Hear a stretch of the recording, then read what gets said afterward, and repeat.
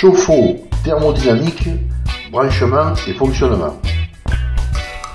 En matière de production d'eau chaude, la tendance actuelle n'est plus au bon vieux cumulus électrique, mais au chauffe-eau thermodynamique ou solaire. Dans cet article, je vais essayer de faire le tour des avantages et inconvénients de thermodynamique et de sa mise en service.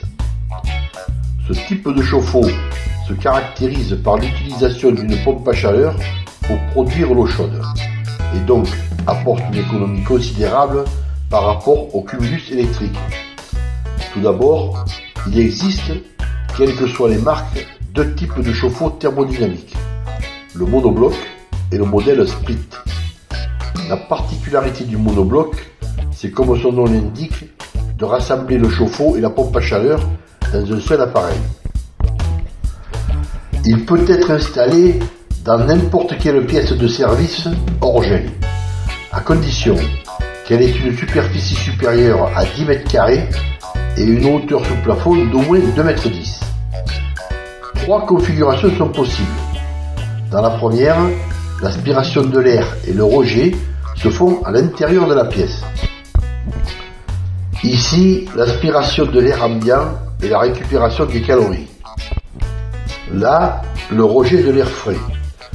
Principaux inconvénients, le refroidissement de la pièce et le bruit qui varie en moyenne de 40 à 70 décibels. Seconde configuration. L'aspiration de l'air ambiant et la récupération des calories se fait dans la pièce. Le rejet de l'air frais se fait vers l'extérieur de la maison. Seul inconvénient, le bruit. Troisième configuration, celle que je préfère, elle permet de ne pas prendre de calories dans la maison. L'aspiration et le rejet se font à l'extérieur. Seul inconvénient, toujours le bruit. Nous avons donc choisi le deuxième modèle, le split. Le chauffe-eau peut se mettre dans n'importe quelle pièce de la maison. La pompe à chaleur est à l'extérieur, donc aucun inconvénient et surtout aucun bruit.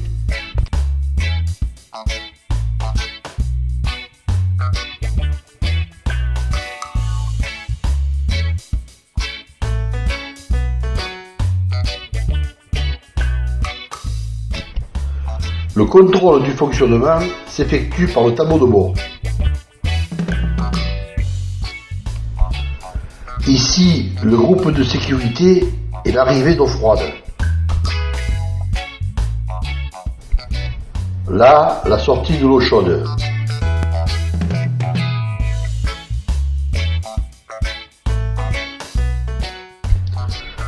Elle est distribuée ensuite vers tous les points par une nourrice.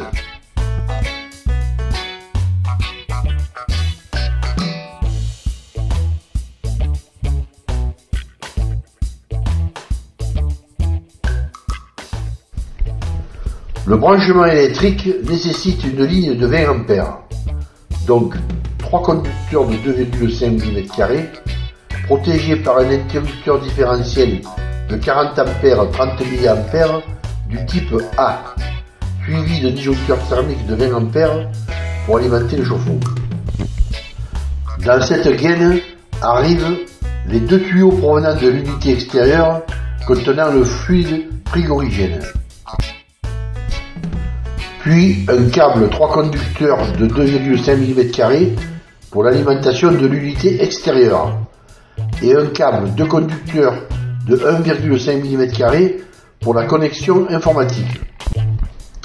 Voilà, le chauffe-eau thermodynamique est très économique. Il a besoin de fonctionner 24 heures sur 24, donc un relais heure creuse est inutile. Si vous avez des plages horaires tarifaires, il en bénéficiera de toute façon. Deux fonctions sont essentielles avec ce type de chauffe-eau. La première, la garantie d'une protection antibactérienne. Pour cela, ce chauffe-eau est pourvu d'un système de montée en température une fois par semaine pour parer à ce problème. La seconde, un bouton de mise en marche forcé qui mettra en action la résistance d'appoint en cas de surconsommation d'eau chaude. Cette vidéo vous a été utile, un petit clic sur j'aime, cela fait toujours plaisir. Pour plus de précisions, rendez-vous sur les blogs bâtir-sa-maison-overblog.com ou bien bâtir-sa-maison.net. Abonnez-vous pour être informé des futures publications.